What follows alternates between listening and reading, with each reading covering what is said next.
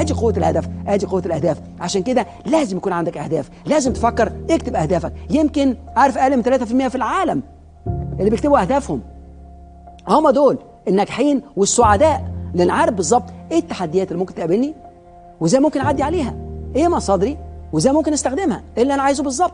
مش ممكن اطلاقا تحقق حاجه ما انتش عارفها. زي انت عارفين اللي هو القوس اللي بيرمي القوس، هل ممكن اشد القوس كده واروح اعمل بام؟ مش ممكن، انا مش شايف حاجه. لازم ابقى شايف، عارف انا فين رايح التارجت عشان اقدر اشد عليه هو القوس. غير كده من الشايف. فالانسان يقول لك انا بتخبط، هيبدا ينقد وهيبدا يلوم ويبدا يقارن ويبدا يحقد ويبدا يغير ويضيع وقته في الكلام الفارغ، ولاقي طاقه خطيره عمل يحكم، وبعدين يشتكي من البلد ومن الحكومه ومن النظام، ودخل نفسه في متاهات ملوش دعوه بيها خالص، وعمال يضيع وقته على الفاضي بدل ما يركز على قدراته ويستغل القدرات اللي اداها له الله سبحانه وتعالى غير محدوده. عمال يركزها على احباط، هيجن في الاخر.